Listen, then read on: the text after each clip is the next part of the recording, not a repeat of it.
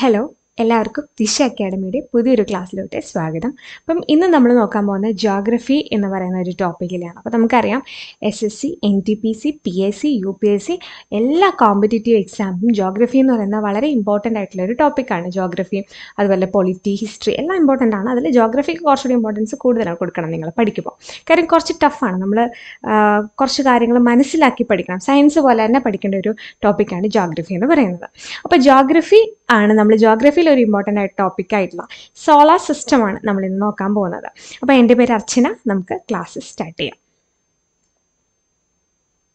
Okay, നമ്മുടെ ഈ പിക്ചറിനകത്ത് നമ്മുടെ ഈ സോളാർ സിസ്റ്റത്തിൽ നമ്മൾ എന്തൊക്കെയാണ് പഠിക്കാൻ പോകുന്നതിൻ്റെ ഒരു പിക്ചർ നമ്മൾ കൊടുത്തിട്ടുണ്ട്. ഓക്കെ, ഒരു സണ്ണുണ്ട്. ആ സണ്ണിനെ ചുറ്റി റിവോൾവ് ചെയ്യുന്ന 8 പ്ലാനറ്റ്സുകളും ഈ പ്ലാനറ്റ്സിനെ കൂടാതെ ഇവിടെ വരുന്ന ആൾക്കാരെയൊക്കെ നമ്മൾ ഈ ക്ലാസ്സിൽ പഠിക്കാൻ പോകുന്നുണ്ട്. അപ്പോൾ ഇതിനകത്ത് പ്രീവിയസ് ഇയറിൽ എങ്ങനെയാണ് ക്വസ്റ്റ്യൻസ് ചോദിക്കുന്നതെന്നൊക്കെ നമ്മൾ ഈ ക്ലാസ്സിൻ്റെ അവസാനം, ചിലപ്പോൾ ഇത് 2 പാർട്ടായിട്ടായിരിക്കും നമ്മൾ എടുക്കുന്നത്. അപ്പോൾ അങ്ങനെയാണെങ്കിൽ ആ പാർട്ടിൽ നമ്മൾ നോക്കുന്നതായിരിക്കും. അപ്പോൾ നിങ്ങൾക്ക് ഏകദേശം എങ്ങനെയാണ് ഇത് പഠിക്കേണ്ടത് എന്നുള്ളൊരു ഒരു ഐഡിയ കിട്ടാൻ അത് സഹായിക്കും. നമുക്കാണെങ്കിൽ ക്ലാസ്സിലോട്ട് കിടക്കുന്നതിന് മുന്നേ നമ്മുടെ കോഴ്സിനെ പറ്റി നമ്മളൊന്ന് പറയാം. ദിശ അക്കാഡമി SSC CGL 2025 ഒരു ഓൺലൈൻ കോഴ്സ് പ്രൊവൈഡ് ചെയ്യുന്നുണ്ട്. ഈ ഓൺലൈൻ കോഴ്സിൻ്റെ പ്രത്യേകത എന്ന് പറഞ്ഞു കഴിഞ്ഞാൽ ലൈവ് ക്ലാസ്സുകളായിരിക്കും. ലൈവ് ക്ലാസ്സുകൾ ഡെയിലി നമുക്ക് ലൈവ് ക്ലാസ് ഉണ്ട്. ഇനി നിങ്ങൾക്ക് ആ സമയത്ത് ലൈവ് അറ്റൻഡ് ചെയ്യാൻ പറ്റുന്നില്ലെങ്കിൽ അതിൻ്റെ റെക്കോർഡഡ് സെഷൻസ് ഉണ്ടായിരിക്കും. ഓക്കെ അല്ലേ? അപ്പം ദിശ ലേണിംഗ് ആപ്പ് നിങ്ങൾക്ക് ഡൗൺലോഡ് ചെയ്യാം. അതേപോലെ ഗൂഗിൾ പ്ലേ സ്റ്റോറിലും ആപ്പ് സ്റ്റോറിലും അവൈലബിൾ ആണ്. കൂടുതൽ ഡീറ്റെയിൽസിനായിട്ട് ഈ പറയുന്ന നമ്പറുമായിട്ട് നിങ്ങൾ കോൺടാക്ട് ചെയ്താൽ മതി. കോഴ്സ് ഡീറ്റെയിൽസും അതിൻ്റെ കോഴ്സ് ഫീ അതിനെ പറ്റിയൊക്കെ ഈ ഒരു നമ്പറിൽ വിളിച്ച് നിങ്ങൾ കോൺടാക്ട് ചെയ്താൽ നിങ്ങൾക്ക് കിട്ടും. അതേപോലെ തന്നെ നമുക്ക് ഈ NTPC ഗ്രൂപ്പ് D വിളിച്ചിട്ടുണ്ടല്ലോ. അപ്പോൾ ഈ NTPC ഗ്രൂപ്പ് Dക്ക് വേണ്ടിയിട്ട് NTPCക്കും അതുപോലെ ഗ്രൂപ്പ് Dക്ക് വേണ്ടിയിട്ടും പ്രത്യേക കോഴ്സുണ്ട്. അതിൽ RRB ഗ്രൂപ്പ് Dയുടെ കോഴ്സ് ടർബോ പ്രീമിയം എന്ന പേരിൽ ഒരു പുതിയ ഓൺലൈൻ കോഴ്സ് ഉണ്ട്. അപ്പം അതിൻ്റെ ഡീറ്റെയിൽസും ഈ ഒരു നമ്പറിൽ നിങ്ങൾക്ക് കോൺടാക്ട് ചെയ്താൽ കിട്ടും. സെയിം നമ്മുടെ ഓൺലൈൻ പാറ്റേൺസുകൾ ഇതുപോലെ തന്നെ ലൈവ് ക്ലാസ്സുകളും റെക്കോർഡ് ക്ലാസ്സുകളും ഉണ്ട്. അപ്പം നിങ്ങൾക്ക് നല്ല യൂസ്ഫുൾ ആയിരിക്കും. എക്സാം ഇങ്ങനെ വന്നു. അപ്പോൾ നമ്മൾ നല്ലൊരു പാക്ക്, അതായത് നല്ലൊരു ഓൺലൈൻ പാക്ക് എടുത്താൽ പഠിച്ചു തുടങ്ങുക. നമ്മുടെ എക്സാമിന് വേണ്ടിയിട്ട് നമ്മൾ പ്രിപ്പയർ ആവുക. ഓക്കെ അല്ലേ? അപ്പം ഈ 2 കോഴ്സിനെ പറ്റിയും നിങ്ങൾ ജസ്റ്റ് ഒന്ന് അറിഞ്ഞു വെച്ചിരിക്കുക. ഇനി നമുക്ക് നമ്മുടെ ക്ലാസ്സിലോട്ട് പോവാം. ജോഗ്രഫിയിലെ സോളാർ സിസ്റ്റത്തിനാണ്. അപ്പം നമ്മൾ ആ നേരത്തെ ആ ഒരു ഫിഗറിനകത്ത് കണ്ട പോലെ സോളാർ സിസ്റ്റം എന്ന് പറയുന്നത് ആക്ച്വലി നമ്മുടെ എന്തിൻ്റെ ഭാഗമാണ്, നമ്മൾ ഏത് ഗാലക്സിയുടെ, ഇപ്പം നമ്മുടെ സോളാർ സിസ്റ്റം എന്ന് പറഞ്ഞാൽ നമ്മുടെ സോളാർ സിസ്റ്റമാണ് അല്ലേ? നമ്മൾ ഉൾപ്പെടുന്നത് ഈ സോളാർ സിസ്റ്റത്തിലാണ്. ഈ സോളാർ സിസ്റ്റം എന്തിൻ്റെ പാർട്ടാണെന്ന് ചോദിച്ചു കഴിഞ്ഞാൽ സോളാർ സിസ്റ്റം എന്ന് പറയുന്നത് മിൽക്കി വേ ഗാലക്സിയുടെ പാർട്ടാണ്. മിൽക്കി വേ ഗാലക്സി, ആകാശഗംഗ എന്നൊക്കെ നിങ്ങൾ പറയില്ലേ, ആകാശഗംഗ എന്ന് പറയുന്ന ഗാലക്സിയുടെ ഭാഗമാണ് നമ്മൾ. ഒരുപാട് ഗാലക്സികളുണ്ട് ഈ യൂണിവേഴ്സിൽ, ഒരുപാട് ഗാലക്സികളുണ്ട്. അതിൽ ഒരു ഇമ്പോർട്ടൻ്റ് ആയിട്ടുള്ള ഗാലക്സിയാണ് മിൽക്കി വേ ഗാലക്സി എന്ന് പറയുന്നത്. അപ്പം നമ്മുടെ സോളാർ സിസ്റ്റം ഇൻക്ലൂഡ് ചെയ്യുന്നത് നമ്മുടെ മിൽക്കി വേ ഗാലക്സിയിലാണ്. ഏകദേശം 5 മില്യൺ ഇയേഴ്സ് എഗോ ആ ഒരു ടൈം പീരീഡാണ് ഇതിൻ്റെ ഫോർമേഷൻ. ഏകദേശം 5 മില്യൺ വർഷങ്ങൾക്ക് മുൻപാണ് ഈ മിൽക്കി വേ ഗാലക്സി ഫോം ചെയ്തിട്ടുള്ളത്. ഓക്കെ അല്ലേ? അപ്പം അത് ഇമ്പോർട്ടൻ്റ് ആണ് ഈ നമ്മുടെ ഈ മിൽക്കി വേ ഗാലക്സിയെ സംബന്ധിച്ചിടത്തോളം. ആകാശഗംഗ, അല്ലെങ്കിൽ എന്തുകൊണ്ടാണ് ഈ പേരിങ്ങനെ ആകാശഗംഗ അല്ലെങ്കിൽ മിൽക്കി വേ ഗാലക്സി എന്ന് പറഞ്ഞു കഴിഞ്ഞാൽ നമ്മുടെ ആകാശത്ത് ലൈറ്റിൻ്റെ ഒരു റിവർ പോലെ, ആകാശത്ത് ഒരു റിവർ പോലെ ലൈറ്റ് ഇങ്ങനെ ഫോം ചെയ്യുന്നത് കൊണ്ടാണ് മിൽക്കി വേ ഗാലക്സി എന്ന് പറയുന്നത്. ഓക്കെ, അപ്പോൾ സോളാർ സിസ്റ്റത്തിനകത്ത് സണ്ണുണ്ട്. മെയിൻ ആള് സണ്ണാണ്. സണ്ണ് സെൻറ്ററിലുണ്ട്. ഈ സണ്ണിനെ റിവോൾവ് ചെയ്ത് 8 പ്ലാനറ്റുകളുണ്ട്. അതേപോലെ ഈ പ്ലാനറ്റുകൾക്ക് മൂൺസ് അല്ലെങ്കിൽ സാറ്റലൈറ്റുകളുണ്ട്. പിന്നെ ആസ്ട്രോയിഡ്സ് ഉണ്ട്, കോമറ്റ്സ് ഉണ്ട്, മെറ്റീറോയിഡ്സ് ഉണ്ട്. ഇതെല്ലാം ഈ സണ്ണിനെ റിവോൾവ് ചെയ്ത് ഇങ്ങനെ സണ്ണിന് ചുറ്റും ഇങ്ങനെ കറങ്ങിയിരിക്കുന്നവരാണ്. അപ്പോൾ നമ്മൾ ഇവരെയും പഠിക്കണം, സണ്ണിനെ പറ്റിയും പഠിക്കണം. അപ്പോൾ ഇതെല്ലാം നമ്മൾ മനസ്സിലാക്കി കുറേ ബേസിക് ആയിട്ടുള്ള കാര്യങ്ങൾ നമ്മൾ ഇതിനകത്ത് പഠിച്ചിരിക്കണം. ഓക്കെ അല്ലേ? ഇനി നമ്മൾ ഈ യൂണിവേഴ്സിനെ പറ്റി പഠിക്കുന്ന ഈ ബ്രാഞ്ചിനെ നമ്മൾ പറയുന്ന പേരാണ് കോസ്മോളജി എന്ന് പറയുന്നത്. അപ്പോൾ സ്റ്റഡി ഓഫ് യൂണിവേഴ്സ് എന്താണെന്ന് ചോദിച്ചു കഴിഞ്ഞാൽ അതെന്താണ്? അത് കോസ്മോളജിയാണ്. സ്റ്റഡി ഓഫ് യൂണിവേഴ്സ് എന്താണ്? കോസ്മോളജിയാണ്. അപ്പോൾ നിങ്ങൾ കുറച്ച് പേർക്കെങ്കിലും ഒരു ഡൗട്ട് വരും, അപ്പോൾ ഈ ആസ്ട്രോണമി എന്താണ്? ആസ്ട്രോണമി നിങ്ങൾ കേട്ടിട്ടില്ലേ? ആസ്ട്രോണമി എന്ന് പറയുന്നത് യൂണിവേഴ്സിൻ്റെ ഒറിജിനും അതിൻ്റെ സ്ട്രക്ചറും ഒക്കെ പഠിക്കുന്ന, ഒറിജിന് അതുപോലെ സ്ട്രക്ചർ അതുപോലെ അതിൻ്റെ ഫോർമേഷൻ, ഇതെല്ലാം പഠിക്കുന്നതാണ് എന്തെന്ന് പറയുക, യൂണിവേഴ്സിനെ പറ്റി തന്നെയാണ്. ഡിഫറെൻറ്റ് യൂണിവേഴ്സ്, അതിൻ്റെ ഒറിജിൻ, സ്ട്രക്ചർ, ഇതിനെയൊക്കെ പറ്റി പഠിക്കുന്നതാണ് ആസ്ട്രോണമി എന്ന് പറയുന്നത്. Cosmology, study of universe. അപ്പോൾ ഇത് രണ്ടും ഏകദേശം നമുക്ക് എന്താണ് സെയിം സെൻസിൽ പഠിക്കേണ്ട രണ്ട് ബ്രാഞ്ചുകളാണ്, ആസ്ട്രോണമി അതുപോലെ തന്നെ കോസ്മോളജി എന്ന് പറയുന്നത്. ഇതിൻ്റെ കൂടെ ആസ്ട്രോളജി ഒന്നും തിരിഞ്ഞു പോകില്ല. ആസ്ട്രോളജി ജ്യോതിശാസ്ത്രം, അത് വേറെ, ഇത് വേറെ. ഓക്കെ, അപ്പോൾ ആസ്ട്രോണമി, കോസ്മോളജി, ഈ രണ്ട് വാക്കുകൾ നമ്മൾ ഈ കൂട്ടത്തിൽ ഓർത്ത് വെച്ച് പഠിക്കണം. ഓക്കെ അല്ലേ? ഇനിയും size of the solar system, നമ്മുടെ സോളാർ സിസ്റ്റത്തിൻ്റെ സൈസ് എന്ന് പറയുന്നത് 10⁵ ആസ്ട്രോണമിക്കൽ യൂണിറ്റിന് ഇക്വലൻ്റ് ആണ്. ഈ ആസ്ട്രോണമിക്കൽ യൂണിറ്റ് 10⁵ ആസ്ട്രോണമിക്കൽ യൂണിറ്റിന് ഇക്വലൻ്റ് ആണ് സോളാർ സിസ്റ്റത്തിൻ്റെ സൈസ്. വളരെ ബിഗ് ആയിട്ടുള്ള സൈസ് ആട്ടോ, നമുക്ക് ഇമാജിൻ ചെയ്യാൻ പറ്റുന്നതിനേക്കാളും വലിയൊരു സൈസാണ്.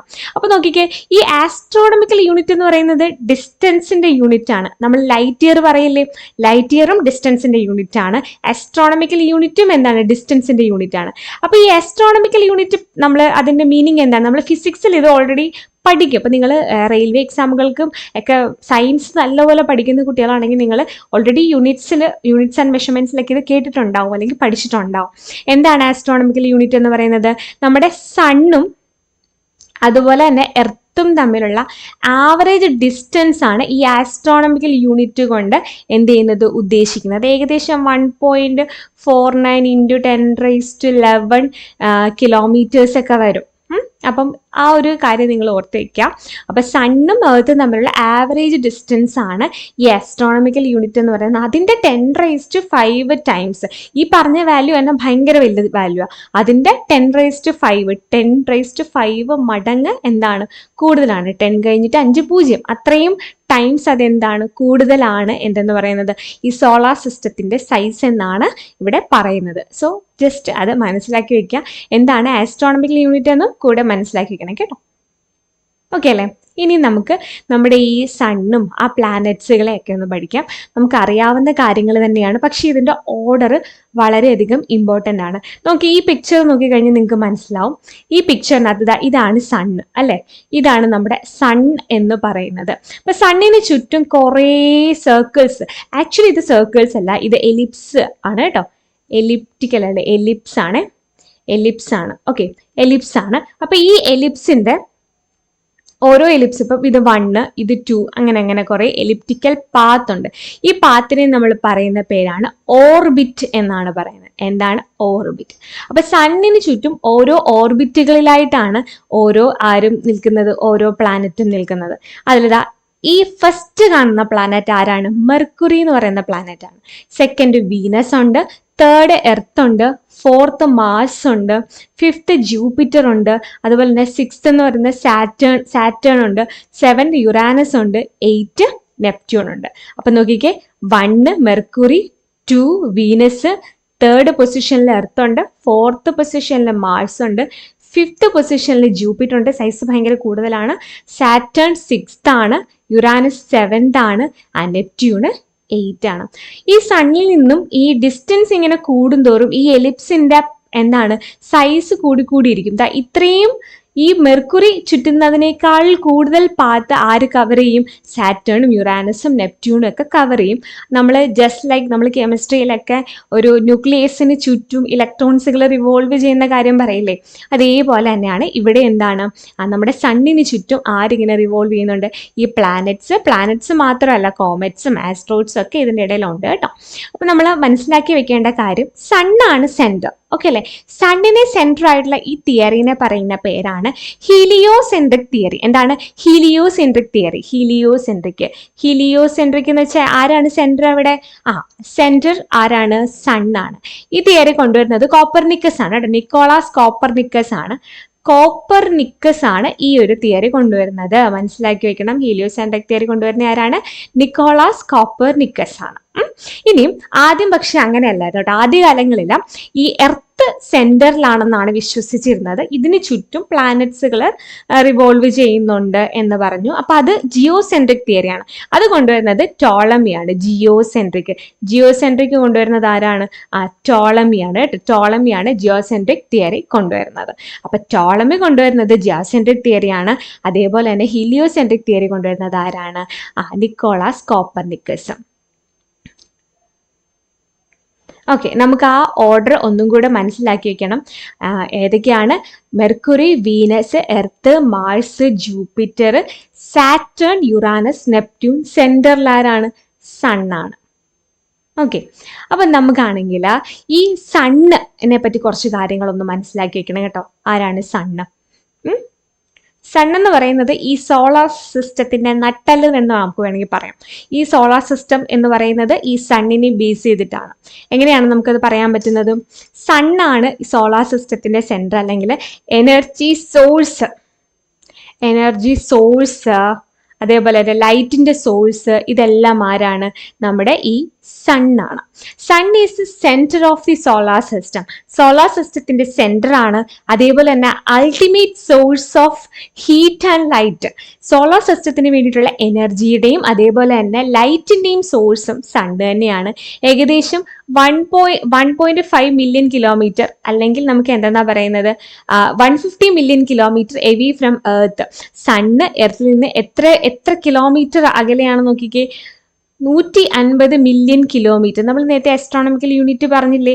അത് നമ്മളിതാ ഈ മില്യൺ കിലോമീറ്റർ കണക്കിൽ പറഞ്ഞതേ ഉള്ളൂ കേട്ടോ. 1.49 റൗണ്ട് ചെയ്ത് 1.5 ആക്കി പറയുന്നുണ്ട്. അത് നമ്മളിത് എക്സ്പാൻഡ് ചെയ്ത് നോക്കുമ്പോൾ നമുക്ക് കറക്റ്റ് വാല്യൂ കിട്ടും. നിങ്ങൾ ജസ്റ്റ് നോക്കിയാൽ മതി. അപ്പം സണ്ണ് എത്ര കിലോമീറ്റർ അകലെയാണ് നമ്മുടെ എർത്തിൽ നിന്നാണ് വിശ്വസിക്കപ്പെടുന്നത്, അല്ലെങ്കിൽ ഏകദേശം ആവറേജ് ഡിസ്റ്റൻസ് കാൽക്കുലേറ്റ് ചെയ്ത് വെച്ചിരിക്കുന്നത് 150 മില്യൺ കിലോമീറ്റേഴ്സ് ആയിരിക്കും. ഇനി അടുത്തത് എർത്തിലോട്ട് ഈ സണ്ണിന്റെ ലൈറ്റ് ഏകദേശം 8.5 മിനിറ്റ്സിലാണ് എന്ത് ചെയ്യുന്നത്? മിനിറ്റിൽ പറയുമ്പോൾ 8.5 മിനിറ്റിലാണ് സണ്ണിൽ നിന്നും ലൈറ്റ് എർത്തിലോട്ട് വരുന്നത്. ഏകദേശം 8.5 മിനിറ്റുകൾ എടുത്താണ് നമ്മുടെ ഈ സണ്ണിൽ നിന്നും ലൈറ്റ് എങ്ങോട്ട് വരുന്നത്? നമ്മുടെ എർത്തിലോട്ട് വരുന്നത്. ഇനിയും സണ്ണിലുള്ള മെയിൻ ആയിട്ടുള്ള എലമെന്റ്സുകൾ ഏതൊക്കെയാണെന്ന് ചോദിച്ചു കഴിഞ്ഞാൽ ഹൈഡ്രജനും ഹീലിയവും. ഇനി മെയിൻ എനർജി സോഴ്സ് സണ്ണാണെന്ന് പറഞ്ഞല്ലോ. ഈ സണ്ണിൽ നടക്കുന്ന എനർജി സോഴ്സിന് അല്ലെങ്കിൽ എനർജി പ്രൊവൈഡ് ചെയ്യുന്ന റിയാക്ഷനെ നമ്മൾ പറയുന്ന പേരാണ് ന്യൂക്ലിയർ ഫ്യൂഷൻ. ന്യൂക്ലിയർ ഫ്യൂഷൻ എന്ന് പറയും. ന്യൂക്ലിയർ ഫ്യൂഷൻ വഴിയാണ് സണ്ണിൽ എനർജി പ്രൊഡ്യൂസ് ചെയ്യുന്നത്. ഹൈഡ്രജൻ എന്തായിട്ട് മാറുകയാണ്? ഹൈഡ്രജൻ ഹീലിയമായി മാറുന്ന ഈ പ്രോസസ്സിനെയാണ് ന്യൂക്ലിയർ ഫ്യൂഷൻ എന്ന് പറയുന്നത്. ഹൈഡ്രജൻ മോളിക്യൂള് എന്തായിട്ട് മാറുന്നു? ഹീലിയമായിട്ട് മാറുന്നു. ഇതിൻ്റെ കൂടെ ഒരു ട്രമൻഡസ് എമൗണ്ട് ഓഫ് എനർജി എന്ത് ചെയ്യുന്നുണ്ട്? റിലീസ് ചെയ്യുന്നു. വളരെ വലിയ എനർജി എന്ത് ചെയ്യുന്നുണ്ട്? റിലീസ് ചെയ്യുന്നുണ്ട്. അപ്പൊ ഈ എനർജിയാണ് സണ്ണിന്റെ എനർജി. അപ്പൊ എന്ത് റിയാക്ഷൻ ആണ് നമ്മുടെ സണ്ണിലോ അല്ലെങ്കിൽ ഏതെങ്കിലും സ്റ്റാറിൽ നടക്കുന്ന റിയാക്ഷൻ എന്ന് ചോദിച്ചാൽ അത് ന്യൂക്ലിയർ ഫ്യൂഷൻ റിയാക്ഷൻ ആണ്. ഏത് റിയാക്ഷൻ ആണ്? Nuclear fusion reaction. ഓക്കെ, ഇനിയും സണ്ണിന്റെ ഒരു ഫിഗർ നമ്മൾ കൊടുത്തിട്ടുണ്ട്. ഈ സണ്ണിന്റെ സർഫസ് ടെമ്പറേച്ചർ എന്ന് പറയുന്നത് 6000 ഡിഗ്രി സെൽഷ്യസ് ആണ്. 6000 ഡിഗ്രി സെൽഷ്യസ് ആണ് സർഫസിലുള്ള ടെമ്പറേച്ചർ എങ്കിൽ ഇത് തന്നെ വളരെ കൂടുതലാണ് അല്ലേ? സെന്ററിൽ ഇതിന്റെ കുറേ ടൈംസ് ആണ്. 1.5 × 10⁻⁷ കെൽവിൻ വരും. ഇതിന്റെ ഒരുപാട് വ്യത്യാസമുണ്ട് കേട്ടോ. സെന്ററിൽ ഭയങ്കര ചുട്ടുപൊള്ളി കിടക്കുകയാണ്. സർഫസിനെ അപേക്ഷിച്ച് വളരെയധികം ടെമ്പറേച്ചർ എവിടെയായിരിക്കും കൂടുതൽ? സണ്ണിന്റെ കോർ ഭാഗത്ത് അല്ലെങ്കിൽ സെന്ററിലായിരിക്കും ഉള്ളത്. അപ്പൊ സണ്ണിന്റെ സർഫസ് ടെമ്പറേച്ചർ മനസ്സിലാക്കി വെക്കണം. അതേപോലെ തന്നെ സണ്ണിന്റെ ഇന്റീരിയറിലുള്ള ടെമ്പറേച്ചറും മനസ്സിലാക്കി വെക്കണം. അപ്പം നമ്മൾ സണ്ണിനെ പറ്റി ഒന്നും കൂടി ഒന്ന് നോക്കുമ്പം സണ്ണ് നമ്മൾ സെപ്പറേറ്റ് നമുക്ക് എടുത്ത് പഠിക്കണം കേട്ടോ. സണ്ണിൻ്റെ ഇൻറ്റീരിയേഴ്സും അതിൻ്റെ ഒരു ഗ്രാഫും നമുക്ക് ജസ്റ്റ് ഒന്ന് പഠിക്കാം. നമുക്ക് നമ്മുടെ പ്ലാനറ്റ്സുകളിലോട്ട് നമുക്ക് പോവാം. ഓക്കെ അല്ലേ? പ്ലാനറ്റ്സുകൾ അല്ലേ? പ്ലാനറ്റ്സുകൾ അല്ലെങ്കിൽ ഗ്രഹങ്ങൾ എന്നൊക്കെ പറയുന്നത് 8 പ്ലാനറ്റുകളെ പറ്റി നമുക്ക് പഠിക്കാനുണ്ട്. അതിനു മുമ്പ് ഈ 8 പേരെ നമുക്കൊന്ന് ക്ലാസിഫൈ ചെയ്യാം. 8 പേരെ ക്ലാസിഫൈ ചെയ്യുന്നത് ഇങ്ങനെയാണ് കേട്ടോ. അപ്പോൾ പ്ലാനറ്റ്സിനെ നമുക്ക് 2 ആയിട്ട് ക്ലാസിഫൈ ചെയ്യാം. നിങ്ങൾ പഠിക്കുമ്പോൾ ഇങ്ങനെയൊക്കെ എഴുതി അങ്ങ് പഠിച്ചാൽ മതി കേട്ടോ. പ്ലാനറ്റ്സ് 2 ഉണ്ട്. ഇന്നർ പ്ലാനറ്റ്സ് ഉണ്ട്, അല്ലെങ്കിൽ ഇവരെ റോക്കി പ്ലാനറ്റ്സ്, റോക്കി അല്ലെങ്കിൽ ടെറസ്ട്രിയൽ എന്നൊക്കെ പറയും. ടെറസ്ട്രിയൽ പ്ലാനറ്റ് എന്നൊക്കെ പറയും. ഇന്നർ പ്ലാനറ്റ്സ്, റോക്കി പ്ലാനറ്റ്സ് അല്ലെങ്കിൽ ടെറസ്ട്രിയൽ പ്ലാനറ്റ്സുകൾ എന്നും. ഔട്ടർ പ്ലാനറ്റ്സ് അല്ലെങ്കിൽ ജോവിയൻ പ്ലാനറ്റ്സ് അല്ലെങ്കിൽ ഗേഷ്യസ് പ്ലാനറ്റ്സ് എന്നിങ്ങനെ അറിയപ്പെടുന്നതുണ്ട്. അപ്പൊ planets inner planets, outer planets, അല്ലെങ്കിൽ റോക്കി പ്ലാനറ്റ്, ജോവിയൻ പ്ലാനറ്റ്, അല്ലെങ്കിൽ ടെറസ്ട്രിയൽ പ്ലാനറ്റ്സ്, ഗേഷ്യസ് പ്ലാനറ്റ്സ്, ഇങ്ങനെ രണ്ടായിട്ട് ക്ലാസിഫൈ ചെയ്തിട്ടുണ്ട്. ഇതെല്ലാം ഓറാട്ടോ, ഓറാണ്. ഇങ്ങനെ ഇല്ലെങ്കിൽ ഇങ്ങനെ അറിയപ്പെടുന്നു എന്നാണ്. അപ്പൊ ആദ്യത്തെ 4 പേരുണ്ടല്ലോ, ആരൊക്കെയാണ്? മെർക്കുറി ഉണ്ട്, മേർക്കുറി ഉണ്ട്, അതേപോലെ തന്നെ വീനസ് ഉണ്ട്, അതേപോലെ എർത്ത്, മാർസ്. ഇവർ ഇത്രയും പേര് inner planets. Jupiter, Saturn, Uranus, അതേപോലെ നെപ്റ്റ്യൂൺ, ജേസൺ. ജേസൺ എന്താണ് ശരിക്കും? ജേസൺ എന്ന് വെച്ചാൽ ഫസ്റ്റ് ലെറ്റേഴ്സ് വെച്ച് ഞാൻ ജസ്റ്റ് പറഞ്ഞതേ ഉള്ളൂ, ഔട്ടർ പ്ലാനറ്റ്സ്. അപ്പം മെർക്കുറി, വീനസ്, എർത്ത്, മാർസ് എന്ന് പറയുന്നത് ഇന്നർ പ്ലാനറ്റ്സുകൾ.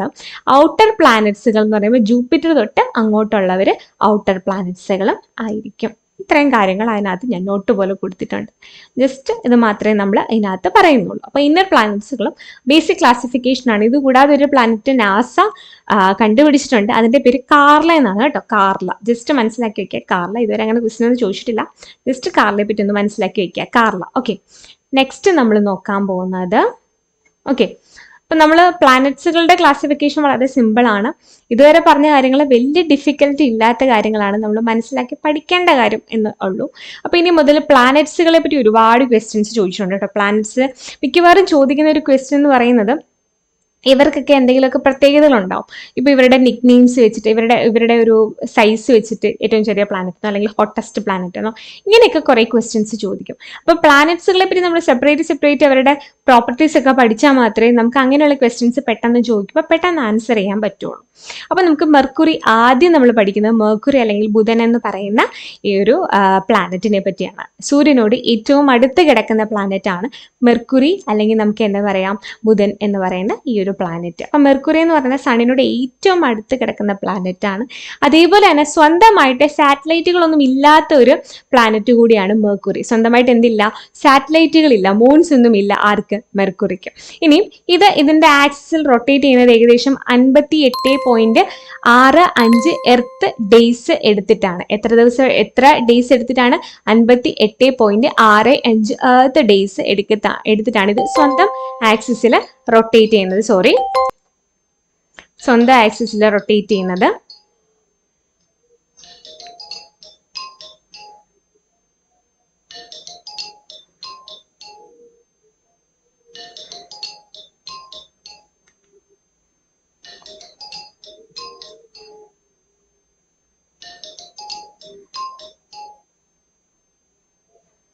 ഓക്കെ, ഇനി മെർക്കുറി എന്ന് പറയുന്നത് സണ്ണിനോട് ഏറ്റവും അടുത്ത് കിടക്കുന്നതാണ്. അതേപോലെ തന്നെ it rotates on its on axis 58.65 earth days. അതായത് സ്വന്തമായിട്ട് മെർക്കുറിക്ക് റൊട്ടേറ്റ് ചെയ്യാൻ 58 അല്ലെങ്കിൽ 59 ദിവസം വേണം. സൂര്യനെ ചുറ്റി വരാൻ 88 ദിവസവും വരും. നോക്കിക്കേ, സ്വന്തമായിട്ട്, അതായത് ഒരു ദിവസം എന്ന് പറയുന്നത് ഏകദേശം 59 ദിവസവും ഒന്ന് ചുറ്റി വരാൻ 88 ദിവസവുമാണ് മെർക്കുറി എടുക്കുന്നത്. ജസ്റ്റ് അത് മനസ്സിലാക്കി വെക്കുക. ലൈറ്റ് മെർക്കുറിയിലോട്ട് എത്താൻ, അതായത് സണ്ണിൽ നിന്നും ലൈറ്റ് മെർക്കുറിയിലോട്ട് എത്താൻ ഏകദേശം 3.2 മിനിറ്റ്സ് ആണ് എടുക്കുന്നത്. അപ്പൊ സണ്ണിൽ നിന്നും ലൈറ്റ് മെർക്കുറിയിലോട്ട് എത്താൻ എത്ര ടൈമാണ് എടുക്കുന്നതെന്ന് ചോദിച്ചാൽ 3.2 മിനിറ്റ്സ് ആണ്. 3.2 മിനിറ്റ്സ് കൊണ്ട് എത്തും. Mercury has no protective blanket like ozone around it to prevent us from the harmful radiation. നമുക്ക് ഈ സൂര്യനിൽ നിന്നും വരുന്ന ഹാർംഫുൾ റേഡിയേഷൻസിനെ തടയാൻ ഓസോൺ പോലെയുള്ള പ്രൊട്ടക്റ്റീവ് ലെയർ ഉണ്ടെങ്കിൽ ആർക്കതില്ല എന്നാ പറയുന്നത്? മെർക്കുറിക്ക് അതില്ല എന്നാ പറയുന്നത്. കാരണം എന്താണ്? മെർക്കുറി അത്രയും എന്താണ് ലൈഫ് അവിടെ ഇല്ല. അപ്പൊ എന്താ, മെർക്കുറിക്ക് അങ്ങനെ ഒരു പ്രൊട്ടക്റ്റീവ് ലെയർ ഇല്ല. തൊട്ടടുത്ത് കിടക്കുന്നതുകൊണ്ട് തന്നെ സൂര്യനിൽ നിന്ന് വരുന്ന വളരെയധികം ഹാർംഫുൾ ആയിട്ടുള്ള റേഡിയേഷൻസ് ആർക്ക് കിട്ടും? മെർക്കുറിക്ക് കിട്ടും. വളരെ അടുത്താണ് അല്ലേ? പക്ഷെ നമ്മളൊരു കാര്യം മനസ്സിലാക്കി വെക്കണം, ഏറ്റവും അടുത്ത് സൂര്യനുമായിട്ട് കിടക്കുന്നു എന്ന് പറഞ്ഞിട്ട് മെർക്കുറിക്ക് അല്ല ഏറ്റവും ചൂട് കൂടുതലുള്ളത് കേട്ടോ. അത് നിങ്ങൾ ഓർത്ത് വെക്കുക. ഏറ്റവും അടുത്ത് കിടക്കുന്നതുകൊണ്ട് ചൂട് കൂടുതലുള്ള ഗ്രഹം ഏതാണ്, അല്ലെങ്കിൽ ഏറ്റവും ഹോട്ടസ്റ്റ് ആയിട്ടുള്ള പ്ലാനറ്റ് ഏതാണെന്ന് ചോദിച്ചു കഴിഞ്ഞാൽ നമുക്ക് പറയാനൊരു ടെൻഡൻസി വരും. പക്ഷെ ആ ടെൻഡൻസി മാറ്റി വെച്ചേക്ക്, അതല്ല ആൻസർ. സ്മോളസ്റ്റ് പ്ലാനറ്റ് ഏതാണെന്ന് ചോദിച്ചു കഴിഞ്ഞാൽ നമ്മൾ ആരെയാണ് പറയേണ്ടത്? മെർക്കുറിനെയാണ് പറയേണ്ടത്. രണ്ടാമത് നമ്മൾ പഠിക്കുന്ന ആളാണ് വീനസ് എന്ന് പറയുന്നത്. വീനസ് എന്ന് പറയുന്ന പ്ലാനറ്റ്. ഓക്കെ അല്ലേ? അപ്പൊ വീനസ് എന്ന് പറയുന്നത് എർത്തിന് നിയറസ്റ്റ് ആയിട്ടുള്ള പ്ലാനറ്ററിയാണ്. എർത്തിന് തൊട്ടടുത്തുള്ളതാണ് കേട്ടോ. അപ്പൊ സണ്ണിൽ നിന്നും മെർക്കുറി കഴിഞ്ഞാൽ വീനസ് ആണ്, എർത്തിനോട് അടുത്ത് കിടക്കണം, അടുത്ത ആള് എർത്താണ്. അപ്പം ഇതാണ് ബ്രൈറ്റസ്റ്റ് സ്റ്റാർ അല്ലെങ്കിൽ ബ്രൈറ്റസ്റ്റ് പ്ലാനറ്റ് എന്നൊക്കെ അറിയപ്പെടുന്നത്. അപ്പൊ ബ്രൈറ്റസ്റ്റ് പ്ലാനറ്റ് എന്ന് ചോദിച്ചു കഴിഞ്ഞാൽ ആരാണ്? വീനസ് ആണ്. മെർക്കുറിയെ പോലെ തന്നെ വീനസിന് എന്തില്ല? മൂൺ അല്ലെങ്കിൽ സാറ്റലൈറ്റ് ഇല്ല. അപ്പൊ അതുപോലെ തന്നെ ഇത് റൊട്ടേറ്റ് ചെയ്യുന്ന ഡയറക്ഷൻ ഇമ്പോർട്ടൻ്റ് ആണ് കേട്ടോ. ഇത് നിങ്ങൾ മനസ്സിലാക്കി വെക്കുക കേട്ടോ. ഇതിനകത്തൊരു ഒരു ക്വസ്റ്റ്യൻ ഒളിഞ്ഞിരിപ്പുണ്ട്. ഈ മെർക്കുറി റൊട്ടേറ്റ് ചെയ്യുന്നത് ശരിക്കും ഈസ്റ്റിൽ നിന്ന് വെസ്റ്റിലോട്ടാണ്. കിഴക്ക് നിന്നും പടിഞ്ഞാറോട്ടാണ് വീനസ് റൊട്ടേറ്റ് ചെയ്യുന്നത്. ഈസ്റ്റിൽ നിന്ന് വെസ്റ്റിലോട്ട് അല്ലെങ്കിൽ ഒരു ക്ലോക്ക് വൈസ് ഡയറക്ഷനിലാണ് ആര് റൊട്ടേറ്റ് ചെയ്യുന്നത്? വീനസ് റൊട്ടേറ്റ് ചെയ്യുന്നത്. എന്തിനാണ് ഞാനിവിടെ ഇതിങ്ങനെ എടുത്തെടുത്ത് പറയുന്നതെന്ന് ചോദിച്ചു കഴിഞ്ഞാൽ മറ്റ് ഗ്രഹങ്ങൾ, അതായത് വീനസിനെ കൂടാതെ ഒരു ഗ്രഹം കൂടിയുണ്ട്. ഈ ബാക്കി 6 ഗ്രഹങ്ങൾ, നമ്മുടെ എർത്ത് ഉൾപ്പെടെ ബാക്കി എല്ലാവരും വീനസിനെ പോലെയല്ല. അവർ പടിഞ്ഞാറ് നിന്നും കിഴക്കോട്ടാണ് റൊട്ടേറ്റ് ചെയ്യുന്നത്. വെസ്റ്റ് ടു ഈസ്റ്റ് റൊട്ടേഷൻ ആണ്, ആന്റി ക്ലോക്ക് വൈസ് റൊട്ടേഷൻ ആണ്. അതുകൊണ്ടാണ് നമുക്ക് നമ്മുടെ സൺറൈസ് എന്ന് പറയുന്നത് കിഴക്കും സൺസെറ്റ് എന്ന് പറയുന്നത് പടിഞ്ഞാറുമാണ്. Sunrise ഈസ്റ്റിലും sunset വെസ്റ്റിലുമാണ്. പക്ഷേ വീനസിനാണ് ഒരാളുള്ളതെങ്കിൽ അയാളെ വെച്ച് നോക്കുമ്പോൾ, അല്ലെങ്കിൽ വീനസ് പ്ലാനറ്റിനെ സംബന്ധിച്ചിടത്തോളം വീനസിൽ നിന്ന് നോക്കുമ്പോൾ സൺ റൈസ് ചെയ്യുന്നത് വെസ്റ്റിലും അതുപോലെ സൺസെറ്റ് ഈസ്റ്റിലുമാണ്. വീനസിലുള്ളവരുടെ കാര്യമാണ് കേട്ടോ. ഏകദേശം 243 എർത്ത് ഡേയ്സ് എടുത്തിട്ടാണ് എന്ന് പറയുന്നത് ഇതിന്റെ റൊട്ടേഷൻ കംപ്ലീറ്റ് ചെയ്യുന്നത്. അപ്പൊ റൊട്ടേഷൻ കംപ്ലീറ്റ് ചെയ്യാൻ 243 എർത്ത് ഡേയ്സ് എന്ന് വെച്ചാൽ ഒരു വർഷം 243 ദിവസമാണ്, which is the longest day of any planet in our solar system. അതേപോലെ തന്നെ വീനസ് ടേക്ക് 243 എന്ന് പറയുന്നത് ആക്ച്വലി ഇതിന്റെ റൊട്ടേഷൻ ആണ് കേട്ടോ, റെവല്യൂഷൻ അല്ല, റൊട്ടേഷനാണ്. റൊട്ടേഷൻ എന്ന് വെച്ചാൽ ഇത് സ്വന്തമായിട്ട് കറങ്ങത്തില്ലേ, അത് എന്തായിരിക്കും? സ്വന്തമായിട്ട് കറങ്ങുന്നത് 240 എത്ര ദിവസമാണ്? 243 ദിവസമാണ് സ്വന്തമായിട്ട് കറങ്ങുന്നത്. അതായത് വീനസിൽ ഒരു ദിവസം എന്ന് വെച്ചാൽ നമ്മുടെ എർത്തിലെ 243 ദിവസമായിരിക്കും. വീനസിലെ ഒരു ദിവസം എന്ന് പറഞ്ഞാൽ എത്രയായിരിക്കും? നമ്മുടെ എർത്തിലെ 243 ദിവസമായിരിക്കും. ഓക്കെ അല്ലേ? അപ്പൊ സോളാർ സിസ്റ്റത്തിലെ ഏറ്റവും ലോങ്സ്റ്റ് ഡേ ഉള്ളത് വീനസിനാണ്. എന്നാൽ റെവല്യൂഷന്, അതായത് നമ്മുടെ സണ്ണിന് ചുറ്റി വരാൻ വീനസ് എടുക്കുന്ന സമയം 224.7 ദിവസമാണ്. അതിനെക്കാട്ടി കുറവ് സമയം മതി സണ്ണിനെ ചുറ്റി വരാൻ. സ്വന്തമായിട്ട് റൊട്ടേറ്റ് ചെയ്യുന്നതിനെക്കാട്ടി കുറഞ്ഞ സമയം കൊണ്ട് സണ്ണിനെ റൊട്ടേറ്റ് ചെയ്യാൻ ആർക്ക് പറ്റും? വീനസിന് പറ്റും. ഓക്കെ അല്ലേ? നാച്ചുറൽ സാറ്റലൈറ്റുകൾ ഒന്നുമില്ല ആരെ പോലെ തന്നെ, മെർക്കുറിയെ പോലെ തന്നെ. അപ്പൊ മെർക്കുറിക്കും വീനസിനും സാറ്റലൈറ്റുകളൊന്നുമില്ല, മൂൺസുകളൊന്നുമില്ല, മനസ്സിലാക്കി വെക്കാം. വീനസിന് എന്ന് പറയുന്ന സണ്ണിൽ നിന്നും 0.7 ആസ്ട്രോണമിക്കൽ യൂണിറ്റ് ആണ് കേട്ടോ, അകലെയാണ്. 0.7 വളരെ കുറച്ച് ഡിസ്റ്റൻസ് ആണ് മറ്റുള്ളവരെ വെച്ച് കമ്പയർ ചെയ്യുമ്പോൾ. ഹോട്ടസ്റ്റ് പ്ലാനറ്റ് ഏതാണെന്ന് ചോദിച്ചാൽ വീനസ് ആണ്. അതേപോലെ തന്നെ എർത്തിന്റെ അതേപോലത്തെ സൈസ് ഒക്കെ ആയതുകൊണ്ട് തന്നെ എർത്തിന്റെ ട്വിൻ എന്നറിയപ്പെടുന്നത് ആരാണ്? വീനസ് ആണ്. ഇതാണ് ഞാൻ നേരത്തെ പറഞ്ഞ ഇങ്ങനെ സാധ്യതയുള്ള ക്വസ്റ്റ്യൻസ് ചോദിക്കാൻ സാധ്യതയുള്ള. എർത്ത് ട്വിൻ എന്നറിയപ്പെടുന്ന ഏത് പ്ലാനറ്റ് ആണെന്ന് ചോദിച്ചാൽ അത് വീനസ് ആണ്. ഗ്രൂപ്പ് ഡിക്കൊക്കെ ചോദിക്കാൻ പറ്റുന്ന ഒരു ക്വസ്റ്റ്യൻ ആണ്. എർത്ത് ട്വിൻ എന്നറിയപ്പെടുന്ന ഏതാണ്? വീനസ് ആണ്. അതേപോലെ തന്നെ മോർണിംഗ് സ്റ്റാർ, ഈവനിങ് സ്റ്റാർ എന്നൊക്കെ അറിയപ്പെടുന്നത് ഏത് പ്ലാനറ്റ് ആണെന്ന് ചോദിച്ചാൽ അതും ഏതാണ്? വീനസ് ആണ് കേട്ടോ. വീനസ് എന്ന് പറയുന്ന ഹോട്ടർ ദാൻ മെർക്കുറി, മെർക്കുറിനെക്കാട്ടിലും ചൂട് കൂടിയ ഒരു ഗ്രഹമാണ് എന്തെന്ന് പറയുന്നത്? വീനസ് എന്ന് പറയുന്നത്. അതേപോലെ തന്നെ സൺലൈറ്റ് 6 മിനിറ്റ് കൊണ്ടാണ് വീനസിൽ എത്തുന്നത്. എത്ര മിനിറ്റ് കൊണ്ടാണ്? 6 മിനിറ്റ് കൊണ്ടാണ് വീനസിൽ എത്തുന്നത്. ഇനി നമുക്ക് എർത്തിനെ പറ്റി നോക്കാം. എർത്ത് എന്ന് പറയുന്ന ഒരു പ്ലാനറ്റ് ഉണ്ട് അല്ലെ? എർത്ത് എന്ന് പറയുന്ന പ്ലാനറ്റ് നമുക്ക് വളരെ സുപരിചിതമായ പ്ലാനറ്റ് ആണ്, കാരണം നമ്മൾ അവിടെ ആണല്ലോ ഉള്ളത്. ലൈഫ് എക്സിസ്റ്റ് ചെയ്യുന്ന ഒരു പ്ലാനറ്റ് ആണ് എർത്ത് എന്ന് പറയുന്നത്. ലൈഫ് അല്ലെ, ജീവൻ ഉള്ള പ്ലാനറ്റ് ആണ് എർത്ത് എന്ന് പറയുന്നത്. വാട്ടർ ഉള്ള പ്ലാനറ്റ് ആണ് എർത്ത് എന്ന് പറയുന്നത്. വാട്ടർ കണ്ടന്റ് ഉള്ള പ്ലാനറ്റ് ആണ് എർത്ത്. അതുകൊണ്ട് തന്നെയാണ് അവിടെ ലൈഫ് പോസിബിൾ ആയിട്ടുള്ളത് അല്ലെ. 5th ലാർജസ്റ്റ് പ്ലാനറ്റ് ആണ് കേട്ടോ. വലിപ്പത്തിൽ 5ാം സ്ഥാനമാണ് നമ്മുടെ എർത്തിനുള്ളത്. വലിപ്പത്തിൽ എത്രാം സ്ഥാനമാണ്? 5ാം സ്ഥാനമാണ്. The axis of rotation of earth എന്ന് പറയുന്നത് പെർപെൻഡിക്കുലർ അല്ല, കുറച്ച് എന്തുണ്ട്? ഒരു ചെരിവുണ്ട് അല്ലെ. ആ 23.5 ഡിഗ്രി ചരിഞ്ഞാണ് നമ്മുടെ എർത്ത് റൊട്ടേറ്റ് ചെയ്യുന്നത്. നമുക്കറിയാവുന്ന ഒരു കാര്യമാണ്. സ്വന്തം ആക്സിസിൽ 23.5 ഡിഗ്രി ചരിഞ്ഞാണ്, ടിൽറ്റ് ചെയ്തിട്ടാണ് എർത്ത് റൊട്ടേറ്റ് ചെയ്യുന്നത്. ഏകദേശം അതെന്താണ്? This makes 66.5 degree angle.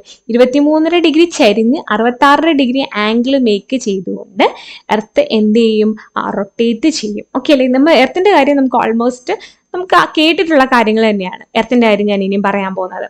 Okay, അപ്പൊ ഈ എർത്ത് ഇങ്ങനെ ചെരിഞ്ഞ്, ഒരു ചെരിവുണ്ടല്ലോ എർത്തിന്റെ, ആ ഒരു ചെരിവ് കൊണ്ടാണ് നമുക്ക് ഈ സീസണൽ ചേഞ്ചസ് ഒക്കെ ഉണ്ടാവുന്നത്. എർത്തിൽ സീസൺസ് ചേഞ്ച് ചെയ്ത് വരുന്നത് ഈ ഒരു ചെരിവ് കൊണ്ടാണ് കേട്ടോ. അതുപോലെ തന്നെ എർത്തിന് ഒരൊറ്റ സാറ്റലൈറ്റേ ഉള്ളൂ, അത് മൂണാണ്, നമുക്കറിയാം. ഇനിയും ഇതിനെ ബ്ലൂ പ്ലാനറ്റ് എന്നും അറിയപ്പെടുന്നു. നോക്കിക്കേ, ബ്ലൂ പ്ലാനറ്റ് എന്ന് അറിയപ്പെടാനുള്ള കാരണം നമുക്കറിയാം. ഇതിന് എന്തുണ്ട്, എർത്തിൽ വാട്ടർ ഉണ്ടായതുകൊണ്ട് ഇതിനെ ബ്ലൂ പ്ലാനറ്റ് എന്നറിയപ്പെടും. വലിപ്പത്തിൽ 5ാം സ്ഥാനമാണ് എർത്തിനുള്ളത്. 23 ഡിഗ്രി ചരിഞ്ഞാണ് എർത്ത് റൊട്ടേറ്റ് ചെയ്യുന്നത്. ഒറ്റ സാറ്റലൈറ്റേ ഉള്ളൂ. ഈ ഒരു ചരിവ് കാരണം സീസൺസ് ഇങ്ങനെ വേരി ചെയ്യുന്നുണ്ട്. ബ്ലൂ പ്ലാനറ്റ് എന്നറിയപ്പെടുന്നത് ആരാണ്? എർത്ത് ആണ്. ബ്ലൂ പ്ലാനറ്റ് എന്നറിയപ്പെടുന്ന ആരാണ്? എർത്ത് ആണ്. ഓക്കെ അല്ലേ? അപ്പം ഇനിയും എർത്ത് റൊട്ടേറ്റ് ചെയ്യാനായിട്ട്, അതായത് സ്വന്തം ആക്സിസിൽ റൊട്ടേറ്റ് ചെയ്യാനായിട്ട് ഏകദേശം 23 മണിക്കൂർ 56 മിനിറ്റ് 4 സെക്കൻഡ്. നോക്കിക്കേ, 24 മണിക്കൂറിനുള്ളതിനെ നമ്മൾ 23 അവർ 56 മിനിറ്റ് 4 സെക്കൻഡ് എന്നാണ് എടുക്കുന്നത് ഒരു റൊട്ടേഷൻ. അതായത് ഒറ്റ ഡേ, 1 ഡേ എന്ന് പറയുന്നത് 23 hours 56 മിനിറ്റ് 4 സെക്കൻഡ് ആണ്. സണ്ണിൽ നിന്നും 8.5 മിനിറ്റ്സ് അല്ലെങ്കിൽ 8.8 മിനിറ്റ് 20 സെക്കൻഡ്സ് ഒക്കെ എടുത്തിട്ടാണ് ലൈറ്റ് എർത്തിൽ എത്തുന്നത് കേട്ടോ. അത് മനസ്സിലാക്കി വെക്കുക. എർത്തിന് ഒരു പ്രൊട്ടക്റ്റീവ് ബ്ലാങ്കറ്റ് ഉണ്ട്. അതിനെ നമ്മൾ പറയുന്ന പേരാണ് ഓസോൺ ലെയർ എന്ന് പറയുന്നത്. ഈ ഓസോൺ ലെയർ നമ്മുടെ എർത്തിന് ഒരു കൊട പോലെയാണ് ആക്ട് ചെയ്യുന്നത്. ഈ സണ്ണിൽ നിന്ന് വരുന്ന ഹാർംഫുൾ ആയിട്ടുള്ള റേഡിയേഷൻസിനെ എർത്തിലോട്ട് കടത്തിവിടാതിരിക്കുന്നത് ഈ ഓസോൺ എന്ന് പറയുന്ന ആളാണ്. ഓക്കെ അല്ലേ?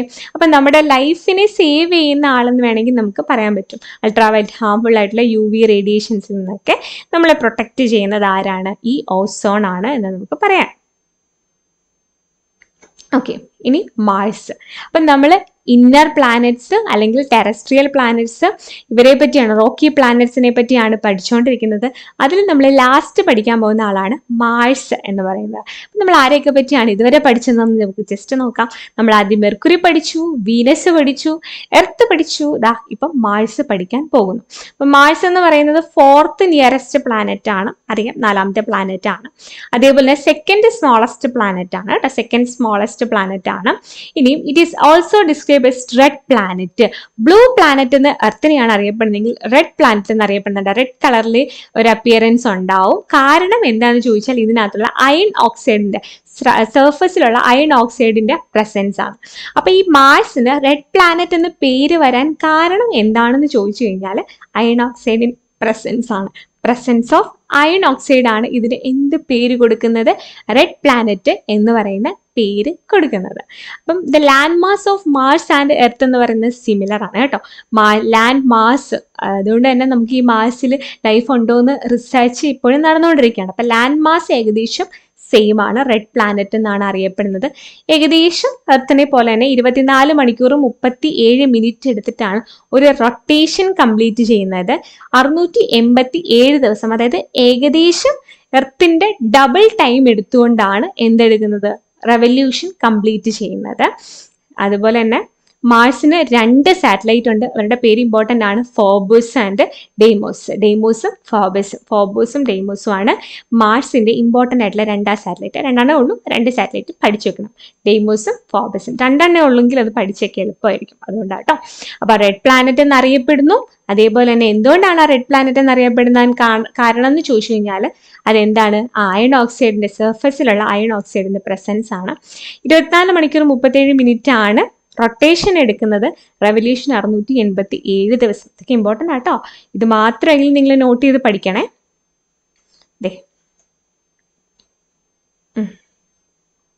ഓക്കെ, അപ്പൊ നമ്മൾ ഇവരെ 4 പേരെയും പഠിച്ചു കഴിഞ്ഞു അല്ലേ? ഇവരെ 4 പേരുടെ ഇമ്പോർട്ടൻ്റ് ആയിട്ടുള്ള കാര്യം പഠിച്ചു. ഇനി അടുത്തത് ജൂപ്പിറ്റർ ആണ് കേട്ടോ. ജൂപ്പിറ്റർ എന്ന് പറയുന്നത് ജോവിയൻ പ്ലാനറ്റ്സിൽ വരുന്ന ആൾ. ജോവിയൻ പ്ലാനറ്റിലെ ഫസ്റ്റ് മെമ്പർ ആണ് ജൂപ്പിറ്റർ എന്ന് പറയുന്നത്. ഒരുപാട് പ്രത്യേകതയുണ്ട് കേട്ടോ. ഹൈ ഗ്രാവിറ്റേഷണൽ പുള്ളിങ് ഉള്ള ഒരു ഗ്രഹമാണ്, പ്ലാനറ്റ് ആണ് ജൂപ്പിറ്റർ എന്ന് പറയുന്നത്. Largest planet in the solar system. It is the largest planet in the solar system. Solar സിസ്റ്റത്തിലെ വലിപ്പത്തിൽ ഏറ്റവും മുന്നിൽ നിൽക്കുന്നത് ആരാണ്? ജൂപ്പിറ്റർ ആണ്. ഇറ്റ് ഈസ് മെയ്ഡ്, ഇപ്പം വലിപ്പത്തിൽ ഏറ്റവും പുറകിൽ ആരാണ്? ഏറ്റവും ചെറിയ പ്ലാനറ്റ് ഏതാണ്? നമ്മൾ മെർക്കുറി പറഞ്ഞു. ഏറ്റവും വലുത് ഏതാണ്? ജൂപ്പിറ്റർ ആണ്. It is made primarily of gases and is therefore known as giant gas planet. ഇതിനകത്ത് ഗേഷ്യസ് പ്ലാനറ്റ് ആണ് അല്ലെ, ഗ്യാസ് ആണ് ഇതിനകത്ത് കൂടുതൽ. സോ ഗ്യാസ് കൊണ്ട് ഇങ്ങനെ ഇതിന്റെ സർഫസ് ഇങ്ങനെ ഇതിന്റെ ആ ഒരു അറ്റ്മോസ്ഫിയർ ഫുള്ള് ഗ്യാസ് ആണ്. അതുകൊണ്ടാണ് ജൈന്റ് ഗ്യാസ് പ്ലാനറ്റ് എന്ന് അറിയപ്പെടുന്നത്. ജൈന്റ് ഗ്യാസ് പ്ലാനറ്റ് എന്നറിയപ്പെടുന്നതും ജൂപ്പിറ്റർ ആണ്. ജൂപ്പിറ്ററിനെ വിന്റർ പ്ലാനറ്റ് എന്ന് അറിയപ്പെടും. ഓക്കെ, ജസ്റ്റ് മനസ്സിലാക്കി വെക്കുക കേട്ടോ. ജൂപ്പിറ്റർ ലാർജസ്റ്റ് പ്ലാനറ്റ് ആണ്, ജെയിന്റ് ഗ്യാസ് പ്ലാനറ്റ് ആണ്, വിന്റർ പ്ലാനറ്റ് എന്നും അറിയപ്പെടും. ഏകദേശം 9 മണിക്കൂർ 55 മിനിറ്റ്, കണ്ട റൊട്ടേഷന്റെ ടൈം കുറഞ്ഞു കുറഞ്ഞു വരും കേട്ടോ. 9 മണിക്കൂർ 55 മിനിറ്റ്, ഓൾമോസ്റ്റ് ഒരു 10 hours എടുത്തിട്ടാണ് റൊട്ടേഷൻ കംപ്ലീറ്റ് ചെയ്യുന്നത്. പക്ഷേ ഒന്ന് സണ്ണിനെ ചുറ്റി വരാം. കാരണം എന്താ, സണ്ണിൽ നിന്ന് അകലും തോറും ആ എലിപ്സിന്റെ വലിപ്പം കൂടിക്കൂടി വരികയാണ്. കറങ്ങി വരാൻ കുറച്ച് താമസം എടുക്കും. ഏകദേശം 11.86 വർഷം എടുക്കും ഒന്ന് കറങ്ങി വരാൻ. അതായത് നമ്മൾ വ്യാഴത്തിൽ നിൽക്കുകയാണെങ്കിൽ നമുക്ക് 1 വയസ്സ് പൂർത്തിയാകാനെങ്കിൽ 11.86 വർഷം എടുക്കുമെന്ന് നമുക്ക്. അതായത് ഈ ഒരു സാധനം റിപ്പീറ്റ് ചെയ്ത് 11.86 വർഷമേ വരുള്ളൂ. അതുകൊണ്ട് അത്രയും സമയം എടുക്കും. അപ്പം റെവല്യൂഷൻ 11.86 വർഷമാണെന്നുണ്ടെങ്കിൽ റൊട്ടേഷൻ കുറവാണ്, 9 hours 55 minutes ഒക്കെ വരുള്ളൂ. അതേപോലെ തന്നെ ഷോർട്ടസ്റ്റ് ഡേ ഉള്ളത്, ഏറ്റവും ഷോർട്ടസ്റ്റ് ആയിട്ടുള്ള ഡേ ഉള്ളത് ജൂപ്പിറ്ററിനാണ് അല്ലെ. ഷോർട്ടസ്റ്റ് ഡേ ഉള്ളത് ജൂപ്പിറ്ററിന് ആണ്, ജസ്റ്റ് ഓർത്ത് വെക്കാം. അപ്പം എത്രയാണ്, 9 hours 55 minutes ആണ് ആ ഷോർട്ടസ്റ്റ് ഡേ എന്ന് പറയുന്നത്. അടുത്ത, Jupiter has a faint ring system around it. There are mostly comprised of dust particle. ഒരു ഫെയിൻഡ് ആയിട്ടുള്ള ഒരു അധികം നമുക്ക് കാണാൻ പറ്റാത്ത ഒരു റിംഗ് സ്ട്രക്ചർ ഉണ്ട് കേട്ടോ. അത് അത്ര വ്യക്തമല്ല. അത് ഈ ഡസ്റ്റ് പാർട്ടിക്കിൾസ് കൊണ്ടുള്ള ഒരു ചെറിയൊരു ഒരു സർക്കിൾ ഉണ്ടാവും, പക്ഷെ അതത്ര വിസിബിൾ അല്ല. ജൂപ്പിറ്ററിന് ഏകദേശം 67 കൺഫേംഡ് സാറ്റലൈറ്റ്. പക്ഷെ ഇവിടെ ഒരു നിങ്ങൾ ജസ്റ്റ് മനസ്സിലാക്കിയിരിക്കുന്നത് ഒരു 80 to 95 സാറ്റലൈറ്റുകളാണ് നമ്മുടെ ഈ ജൂപ്പിറ്ററിന് ഉള്ളത്. 67 കൺഫേംഡ് നമ്മൾ പഠിക്കുന്നുണ്ട്.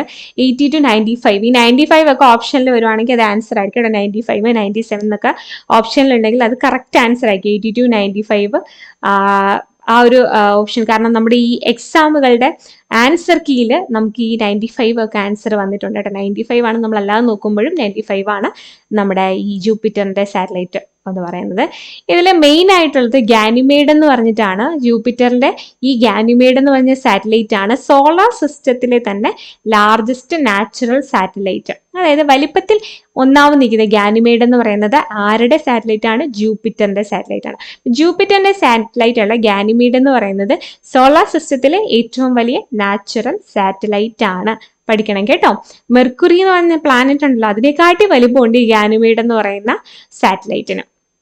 അപ്പം അത് ഇമ്പോർട്ടൻ്റ് ആണല്ലോ ഗാനിമേഡ്. ഫോബോസും ഡെയ്മോസും നമ്മൾ പഠിച്ചതാണ് വീനസിന്റെ കേസിൽ, അതും ഓർത്ത് വെക്കാം. ഇനിയും സാറ്റേൺ. അപ്പം നമ്മളിപ്പോൾ പറഞ്ഞ സാറ്റലൈറ്റുകളുടെ പേര് നമ്മൾ മെൻഷൻ ചെയ്തിട്ടുള്ള സാറ്റലൈറ്റുകൾ എന്തായാലും പഠിച്ചേക്കണം കേട്ടോ. അതുകൊണ്ടാണ് നമ്മൾ ഇതിനകത്ത് മെൻഷൻ ചെയ്തിരിക്കുന്നത്. സെക്കൻഡ് ലാർജസ്റ്റ് പ്ലാനറ്റ് അല്ലെങ്കിൽ വലിപ്പത്തിൽ രണ്ടാമത് നിൽക്കുന്ന ആരാണ് എന്ന് ചോദിച്ചു കഴിഞ്ഞാൽ അത് സാറ്റേൺ അഥവാ ശനിയാണ്. Saturn is called ringed planet. വളയങ്ങളുള്ള പ്ലാനറ്റ് എന്നറിയപ്പെടുന്നത് ആരാണെന്ന് ചോദിച്ചു കഴിഞ്ഞാൽ സാറ്റേൺ ആണ്. വളയങ്ങളുള്ള പ്ലാനറ്റ് ഏതാണ്? അത് സാറ്റേൺ ആണ്. വളയങ്ങളുള്ളത് സാറ്റേണിനാണ്. Saturn is the only planet in our solar system whose average density is less than water.